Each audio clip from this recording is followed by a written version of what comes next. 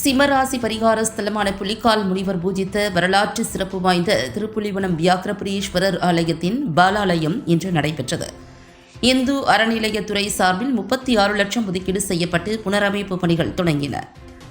காஞ்சிபுரம் மாவட்டம் உத்திரமேரூர் வட்டம் திருப்புலிவனத்தில் அமைந்துள்ள வியாக்கிரபுரீஸ்வரர் திருக்கோவில் புலிப்பாணி முனிவர் வழிபட்ட சிறப்புமிக்க சிவத்தலமாகும். கருவறை தரைமட்டத்திலிருந்து 15 அடி உயரத்தில் உள்ளது. இத்தலம் அன்னை சக்தி தேவியை சிமத்தின் மீது வைத்து அர்த்தநாரீஸ்வர தட்சிணாமூர்த்தியாக காட்சி தரும் சிறப்பை பெற்றுள்ளது. திருப்புலிவனம் அமிர்த குஜலாம்பாள் உடனுரை வியாக்கிரபுரீஸ்வரர் கோவிலில் உள்ள தனி சன்னதியில் தட்சிணாமூர்த்தி சிம்மத்தின் மீது ஒரு கால் வைத்து மற்றொரு காலை முயலகன் மீது வைத்து அர்த்தநாரீஸ்வர தட்சிணாமூர்த்தியாக அருள் பாலிக்கிறார். இவரை சிம்மராசிக்காரர்கள் வியாழக்கிழமைகளில் வணங்கினால் வறுமை நீங்கி செல்வம் பெருகும் என்பது ஐதீகம்.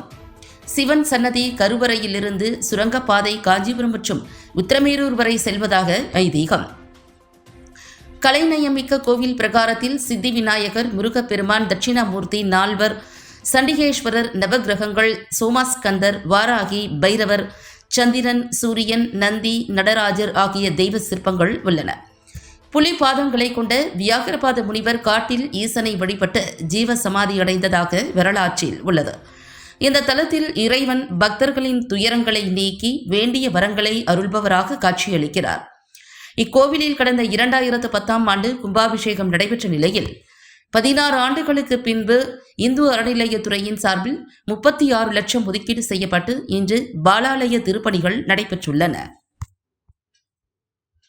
உடனுரை வியாக்கிரபுரீஸ்வரர் திருக்கோயில் சிம்ம தட்சிணாமூர்த்தி அர்ச்சகர் உரையாடுகிறேன். இந்த கோயில் மிக சிறப்பாக இப்பொழுது பாலாலயம் நடந்து முடிந்தது. இந்த சர்க்கார் இந்த கோயிலுக்காக நிதி ஒதுக்கி திருப்பணியை மீண்டும் தொடர சொல்லி ஆதரவு கொடுத்துள்ளார். அதனால் பாலாலயம் செய்து கொண்டிருக்கிறோம். பாலாலயம் சிறப்பாக முடிந்து இந்த சர்க்காரை எங்களுக்கு கும்பாபிஷேகம் நடத்தி வைக்குமாய் கேட்டுக்கொள்கிறோம்.